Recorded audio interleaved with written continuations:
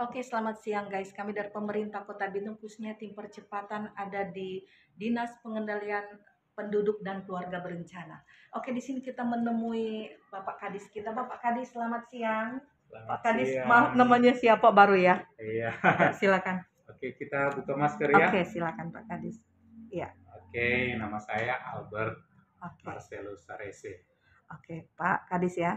Pak Albert, saya mau tanya, bagaimana pengelolaan pelayanan dan pembinaan kesertaan ber-KB di dinas ini? Baik, terima kasih. Jadi, Dinas Pengendalian Penduduk dan Keluarga Berencana, salah satu tupoksinya adalah bidang pelayanan keluarga berencana. Dan saat ini juga bertepatan dengan program strategis nasional terkait dengan pencegahan dan penurunan stunting. Nah, dalam pelayanan KB, di dalamnya juga kita ada bidang yang melayani ketahanan keluarga. Jadi dia bersinergi bersama dua bidang ini dan kita targetnya adalah keluarga. Sehingga pertama keluarga kita merencanakan untuk bagaimana waktu yang tepat untuk pernikahan. Ketika dia menikah, dia juga merencanakan waktu yang tepat untuk melahirkan. Setelah itu, kita juga dalam program stunting, targetnya adalah ibu hamil, ibu menyusui, dan anak di bawah 2 tahun. Nah, hal-hal yang harus kita lihat adalah intervensi.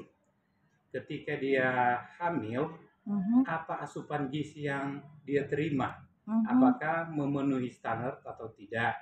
Demikian juga pada saat menyusui dan anak di bawah 2 tahun. Jadi ini memang program penting yang menjadi strategi nasional tetapi juga provinsi dan Kota Bitung. Dikaitkan dengan keluarga berencana, otomatis ini jelas karena keluarga berencana adalah bagaimana merencanakan keluarga itu sendiri dari segi kualitas. Jadi kita lihat pada kualitas keluarga, tentang jarak kelahiran, tentang kapan dia akan menikah dan seterusnya. Jadi ini yang kita punya target adalah kualitas keluarganya. Mungkin sementara itu, Pak. Oke. Tadi kan Pak bicara mengenai apa tuh keluarga berencana. Bagaimana menurut Pak ber-KB yang ada di Kota Bitung ini? Ya, terkait dengan ber-KB, saya pikir untuk Kota Bitung sudah sangat baik. Tetapi tentunya yang kita akan lihat adalah bagaimana ke depannya. Apakah keluarga-keluarga tersebut sudah merencanakan dengan baik atau tidak? Nah, merencanakan dengan baik tentunya mereka harus mampu melihat dari segi kondisi kesehatan keluarga, ibu, ayah, dan juga anak-anak yang sudah ada. Apakah perlu menambah atau merencanakan dengan menggunakan alat kontrasepsi yang ada. Jadi mungkin itu. Oke, kalau begitu Pak, saya mau tanya satu pertanyaan lagi Iya, ya, boleh ya silakan, Pak ya? boleh. Oke, saya mau tanya, bagaimana pengelolaan pelaksanaan desain program pembangunan keluarga melalui pembinaan ketahanan dan kesejahteraan keluarga? Ya, ini memang satu hal yang sangat penting karena kita tahu pengendalian keluarga itu di dalamnya adalah bagaimana kita menciptakan ketahanan keluarga itu sendiri.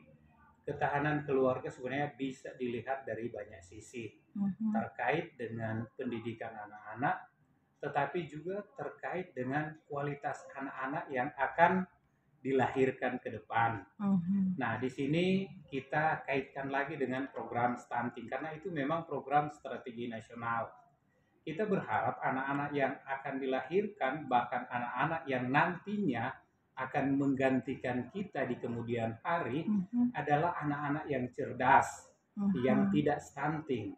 Nah, untuk supaya tidak jadi demikian, berarti itu harus direncanakan mulai dari berkeluarga, menyusui, melahirkan, dan juga tentunya pada saat mereka menimba ilmu atau bersekolah. Nah, ini konsep strategi yang akan kita lakukan.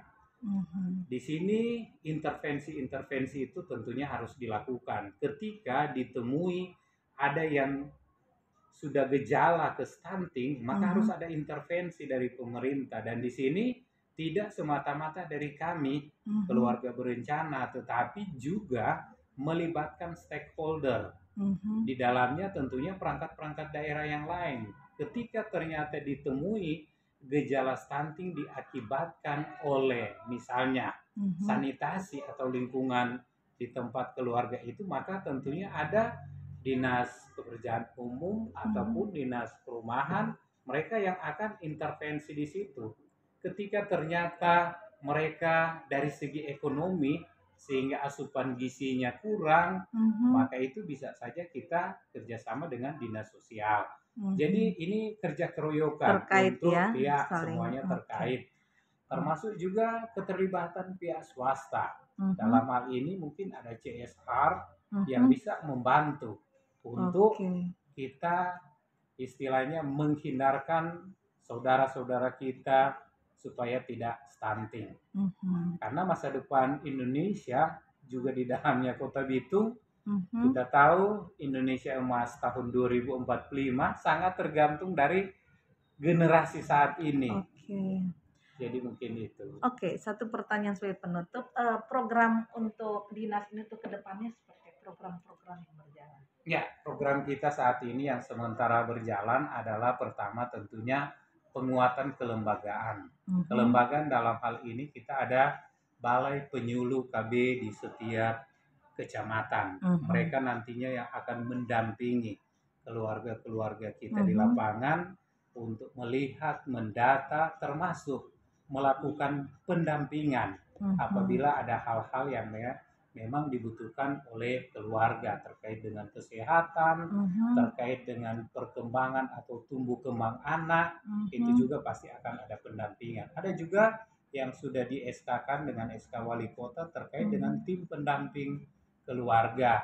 Oke. Selanjutnya juga tentunya penguatan internal di Mhm. dalam sini, dalam hal ini di dinas ini, Mhm. tentunya kita harus juga melakukan pelatihan-pelatihan secara mandiri, apakah pelatihan kantor sendiri, Mhm. untuk menguatkan tugas pokok mereka sehingga ketika mereka melaksanakan tugas di lapangan Mhm. tentunya bisa prima dalam pekerjaannya. Oke. Mungkin demikian. Oke, lengkap sekali. Oke, kalau Ah, begitu terima kasih Pak Kadis atas waktunya ya. ya, Tuhan sama-sama. Terima memberkati kasih. dan salam sehat. Salam sehat, Hitung hebat. Bitung hebat.